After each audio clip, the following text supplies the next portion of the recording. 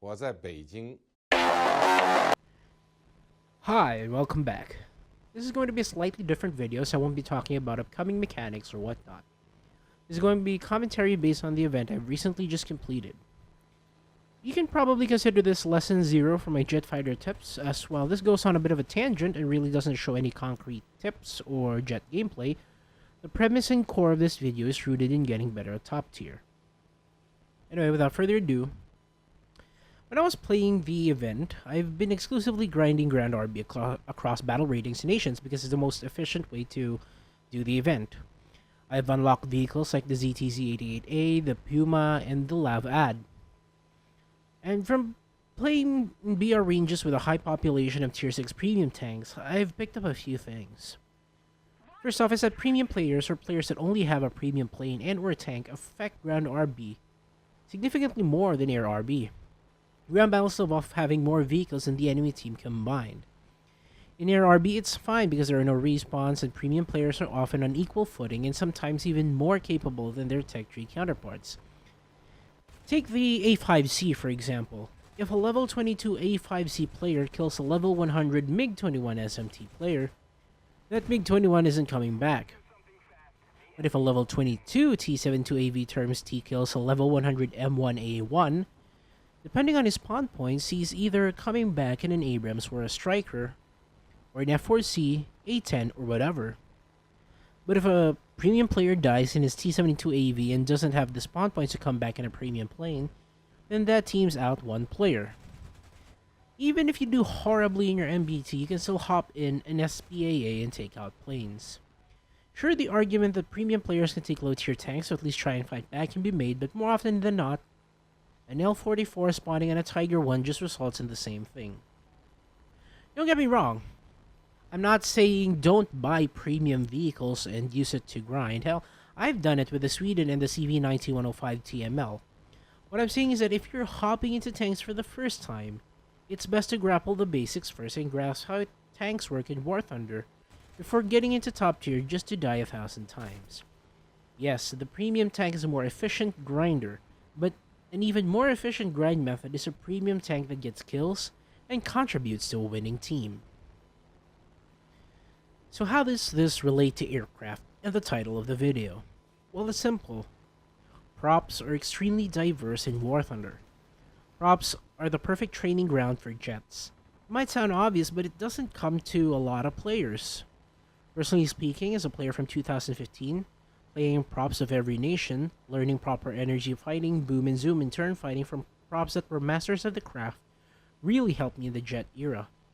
Especially when you play aircraft that are quote-unquote uncharacteristic for the tech tree, such as the Ki-61 for Japan and Typhoons for the British, you get a grasp of versatility in any combat situation. Even if you are only running down one tree, you can still learn all sorts of techniques. The US can go from energy fighting in the P-47 and P-51 to boom and zoom in the Corsairs. When I played Germany, I made BF-109s until Tier 4 when I found the Focke-Wulf 190D9 was more efficient than the BF-109K. Back then, the BF-109K was 6.0 and was very inefficient because it could only mount a 30mm on the nose with 60 rounds. Then I got the Griffon Spitz and the Bearcats, and it really taught me how fast aircraft can perform when placed in all sorts of situations. Back then, both Hispano Mark 5s and A&M 3s were shotgun stock and could not hit the broadside of a barn from the inside. Thankfully, this has been mostly fixed, and hell, even the spark issues have been mostly fixed. They're very minimal now, but they are fixed, as awful as it was back in 2015. Okay, so what's my point in all this? Well, as the title says, player props. Maybe not to grind, though you can definitely use them to grind if you wish, but use them as a way to learn techniques. Consider them as trainer aircraft. A lot of props use wing-mounted weaponry which can help you understand convergence. Come to think of it, you're gonna spend a lot of more time grinding jets than grinding props, so it's best to get good in jets to spend as little time as possible in grinding.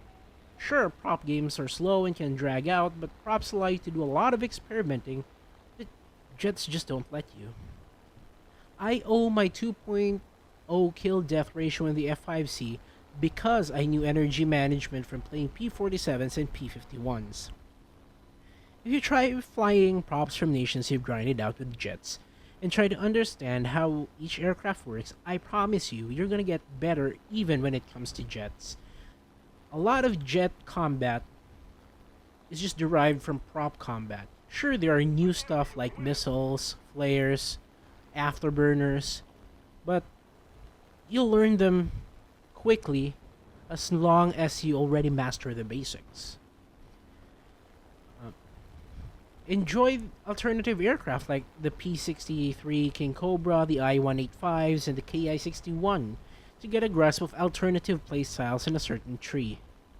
My opinion, I hope more people play props, as props are genuinely fun and a nice throwback to when War Thunder was a simpler game. So that's it. Thank you for watching. The next video in Lesson 1 would be about radars and how they work in War Thunder. This is the Dr. MD. Godspeed.